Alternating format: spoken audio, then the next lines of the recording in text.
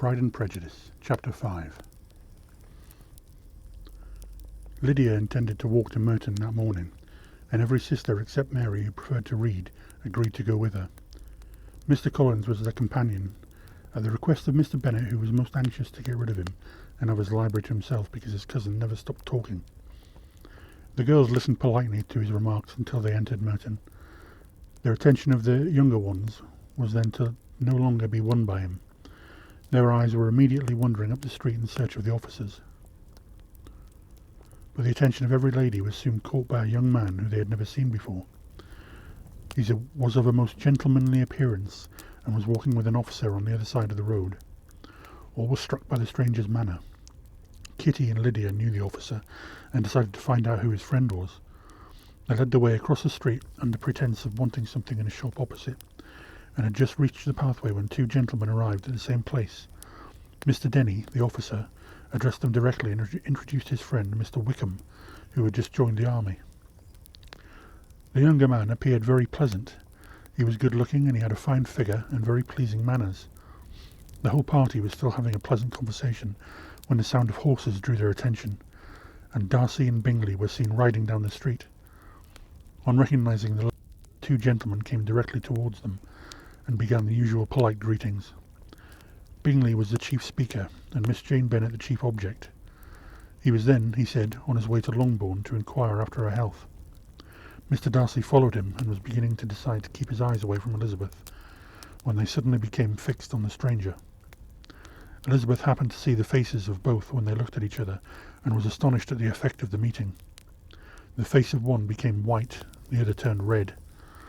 Mr. Wickham, after a few moments, touched his hat in greeting, though Mr. Darcy seemed hardly to move a finger in return. What could be the meaning of it? It was impossible to imagine, and it was impossible not to want to know the reason for this behaviour. In another minute, Mr. Bingley, who seemed not to have noticed what had happened, said good-bye to the ladies and rode on with his friend.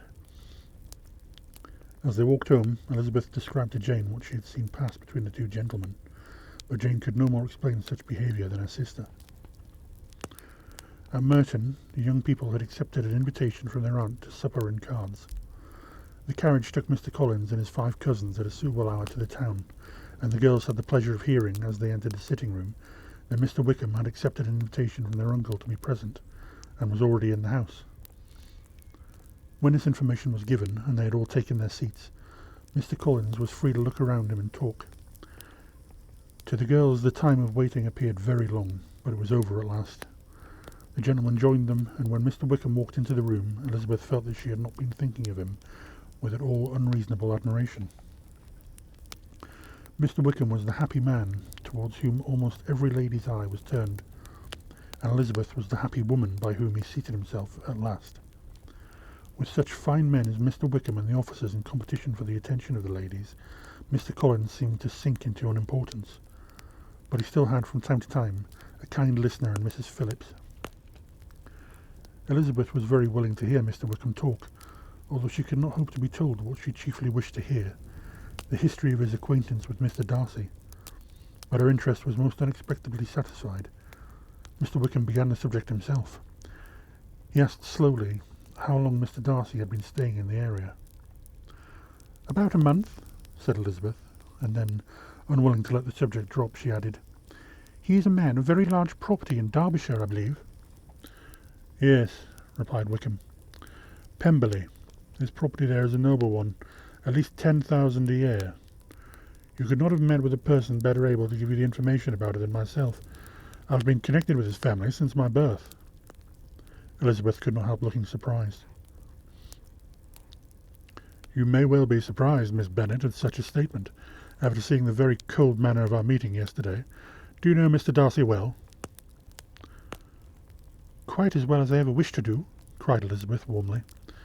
"I have spent several days in the same house with him, and I find him very disagreeable." "I cannot pretend to be sorry," said Wickham, after a short pause. "His behaviour to me has been shameful. I could have forgiven him anything, though, except for his disappointing the hopes of his father and bringing shame on his memory." Elizabeth's interest in the subject increased. "I was educated for the church," continued Mr. Wickham, and Mr. Darcy's father left me on his death the best living to which he had the power to make an appointment, as soon as it became free. He was my godfather, and he was very fond of me. He thought that he had provided for my future, but the living was given to somebody else.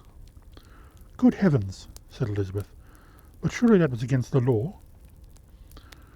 My godfather's wishes were not expressed clearly. Mr. Darcy treated his father's words as a suggestion with certain conditions connected with it, and claimed that I had no right to the living because of some imagined wrongdoings of mine. But the fact is, he hates me. That is quite shameful. He deserves that the truth should be made public. Until I can forget his father, I can never be the means of shaming the son. Elizabeth honoured him for such feelings.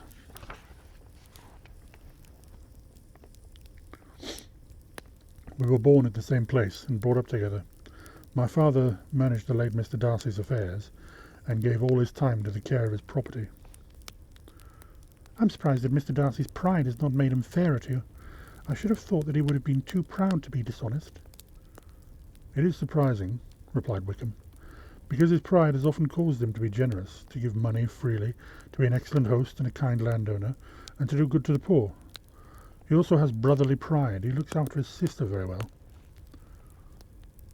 What sort of a girl is Miss Darcy?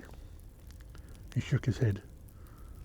I wish I could call her likeable, but she is too much like her brother. Very, very proud.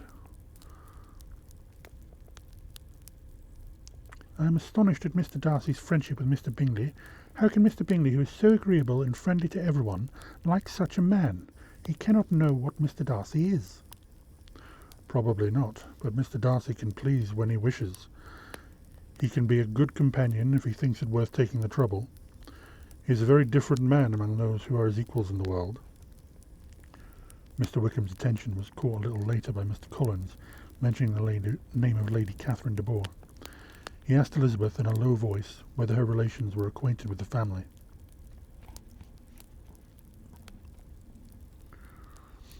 You know, of course, that Lady Catherine de Bourgh and Lady Anne Darcy were sisters, and therefore she is aunt to the present Mr. Darcy. Her daughter, Miss de Bourgh, will have a very large fortune, and it is believed that she and her cousin will unite the two properties by marriage. This information made Elizabeth smile, and she thought of Miss Bingley. All that lady's hopes would be disappointed if he was already promised to another. Hope to see you again for Chapter 6.